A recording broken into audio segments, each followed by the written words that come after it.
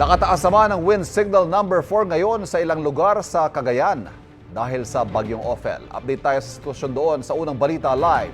Jasmine Gabriel Galvan ng GMA Regional TV. Jasmine? Ivan, sa mga oras nga na ito ay ramdam na ang epekto ng bagyong Ophel dito sa bayan ng Santa Ana sa probinsya ng Cagayan. Malakas na ang hangin at mataas na rin ang alon sa baybayin.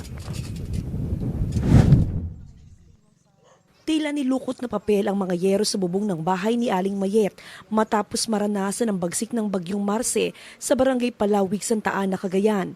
Halos umabot din sa 4 na dalampakan ng buhangin na padpad sa kanilang bahay dahil sa bagyong Marce. Maging ang loob ng bahay, napasok din ng buhangin. At ngayong may bantang bagyong Ophel, pansamantala silang tumutuloy sa bahay ng kanyang biyenan. Hindi ko alam kung paano kasi hindi pa naayos yung bahay namin, tapos may parating na naman na bagyo. Malaking tali naman ang ginamit na panali sa mga bubong at iba pang bahagi ng bahay ni Aling Sabina. Noong nanalasa kasi ang bagyong Marce, ay gumuho ang katabing bodega na naglalaman ng mga scrap. Lumilipad po kasi ng mga yero po, ma'am, kasi malakas talaga po ng hangin dito. Kanya-kanyang paghahanda ang mga Cagayano sa posibleng epekto ng bagyong Ophel. Sa Tuguegarao City, hindi na muna pababalikin sa kanilang mga bahay ang mga evacuee para matiyak ang kanilang kaligtasan sa paghagupit ng bagyong Ophel sa probinsya. Kawawa naman sila. Biruin mo yung pagod na maghakot, tapos yung siyempre puyat. So we decided na hindi muna, saka yun naman ang sabi ni Mayora. Nanatiling naka-alerto ang otoridad sa probinsya ng Cagayan. Nanatiling nakaposisyon ang mga rescuer sa iba't ibang bahagi ng probinsya. Pinag-iingat ng mga residente sa coastal barangay sa banta ng storm surge. Ipinag-utos na rin simula pa kahapon ang preemptive evacuation sa probinsya.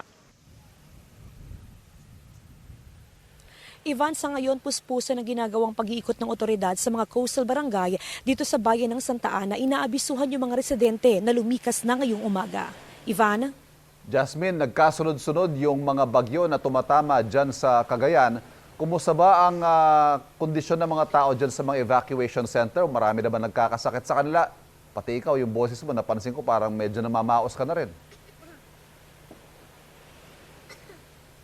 Alam mo, Ivan, sa ating pagtatanong sa mga residente dahil sa loob lamang ng 2 linggo ay halos 3 times silang nagpabalik-balik sa evacuation center. Ramdam natin yung pagod nila. Actually, yung ilan sa kanila talagang sinasabi na paulit-ulit na lang yung ginagawa nilang pagpunta sa evacuation center, pag-uwi sa kanilang bahay at pagpunta muli sa evacuation center. Maayos naman yung kanilang kalagayan dahil tuloy-tuloy naman yung binibigay na food packs ng iba't ibang mga local government unit, ganun din ng DSWD. Pero sa ngayon, Ivan, ang hiling nila ay sana mabigyan sila ng mga hot meals, especially kapag nasa loob na ng evacuation center. Better daw na hot meals na lamang yung ibigay sa kanila dahil pahirapan na yung pagluluto sa loob ng evacuation center. May mga nagkakasakit din, Ivan, simpleng ubo at sipon, pero meron namang mga naka-standby na mga health personnel sa loob ng evacuation center. So merong agaran na tumitingin doon sa mga residenteng nagkakasakit na bunsod ng pabalik-balik sa evacuation center dahil sa sunod-sunod na bagyo, Ivana.